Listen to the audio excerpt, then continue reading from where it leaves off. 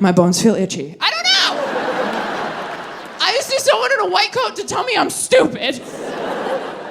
I know I mentioned during that joke that I have trouble sleeping, DC. Please, for the love of God, do not DM me articles after this show. I know you mean well, but I promise you I've read every sleep article out there. 3 ways how to sleep better. It is the same recycled tips over and over and over. Get a light lavender mist to spray on the cold side of your pillow at twilight. What am I, a witch? Make sure it's really dark and quiet in your room at night. Oh my God, it's supposed to be dark? I'm such a dumb bitch. I've been sleeping under a disco ball because vibes. I didn't know. Okay, dark, quiet, check. Fixed. Why not leave your cell phone in a different room at night? Why don't you put your baby outside?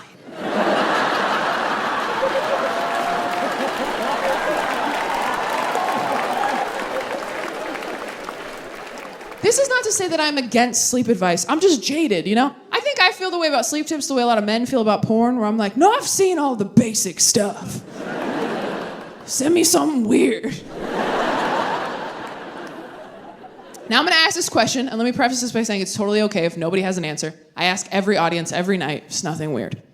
If you think that you have a weird sleep tip that I've never heard of, I've read every article, I've listened to every podcast, I've seen a lot of TikToks, I ask this question to every audience every night of this tour. If you think you have a weird sleep tip that I have never ever heard of, I would love for you to raise your hand and tell me what that is. That being said, if anybody raises their hand and goes, have you tried the Calm meditation app? I will have you removed.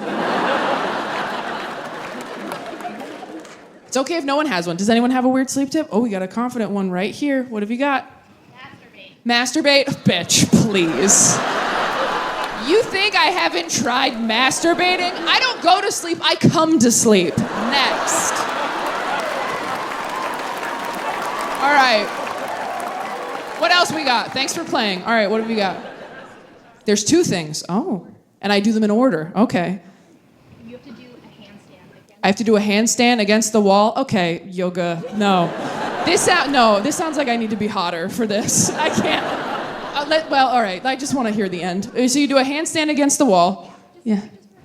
Just for a couple seconds. Okay. Yeah, just easy breezy, beautiful cover girl. This is how hot people talk. They're like, just do a handstand for 10 seconds. This is no big deal. You're like, some of us are top heavy. All right. Anyway, sorry. Go ahead.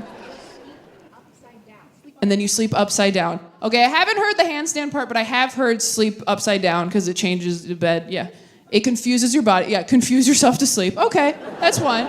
I've half heard that one. Okay, so, we'll half give it to you. Anybody else think they have a weird one? Like, really weird? It's okay if nobody does. I'm just curious. Okay, who said woo? All right, do it. What do you got? Listen to him talk. Listen to who? This guy. Listen to the guy you're with talk? Are you trying to get left? Or are you trying to offload your partner right now? Like, this one's available if he just talks and talks and talks. You fall asleep eventually. This bit right here. Wow, okay. That was fun. We all stepped in a divorce. Wasn't that a good time?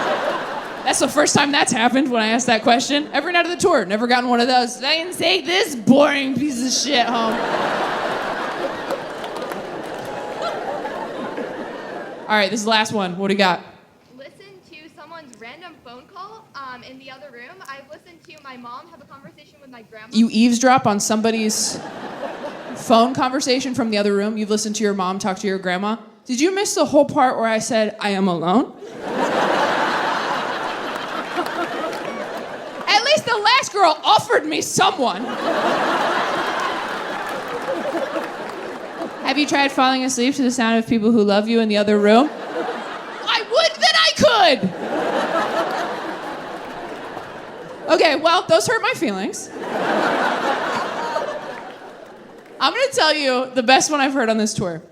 Best one I heard on this tour was a few months ago. There was a woman in the front row. She raised her hand. She goes, I have a weird sleep tip. I said, what do you got? She goes, when I can't sleep, I lay on the floor in the kitchen for 10 minutes. And I was like, okay. And then what happens? She goes, then I get back in bed, I go sleep. This poor girl, abusive parents herself. She's like, oh, you can't sleep? You know, some kids don't have beds, right? Why don't you go lay face down on the cold tile for 10 minutes, see if you're not more grateful after that? And you know what, DC? I tried it and it works. It Totally works. I do it on the bathroom floor in hotel rooms. I've had COVID many times, but I want to get a handle on my anxiety because I know if I didn't have anxiety, I'd be a totally different person. The worrying alone takes up so much mental and emotional energy every day. And it doesn't help. It doesn't prepare you for anything bad happening like you think it will. I told my therapist this recently. I go, I know worrying doesn't do any good, right? I go, what's that one quote by that great philosopher? When you worry, you just suffer twice. She goes, I don't know that one. Who said it? I looked it up. It's from a fucking Harry Potter prequel.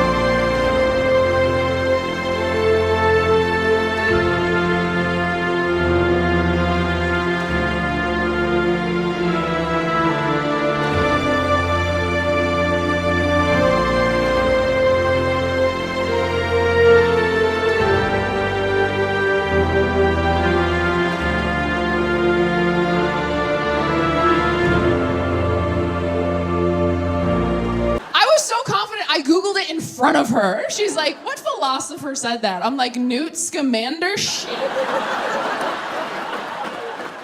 think it was a fortune cookie. Can we just move on? I don't want to talk about it. I don't want to talk about it anymore. Without anxiety, I'd have a totally different personality because so many decisions I make in life are fear-based, or so many decisions I don't make are fear-based. I watch the same shows and movies over and over because it calms me down. I know what to expect. It doesn't stress me out. I date the same type of person over and over because I know what to expect. It doesn't stress me out. If you think you have a type, you don't. You have anxiety. See someone. I have 3 younger siblings. They're all Gen Z. They're all queer. They're all in serious relationships, and they are all so disappointed in me every time I start dating another straight white guy. They're like, come on, Taylor, fuck the patriarchy. I'm like, you guys, I'm literally fucking the patriarchy.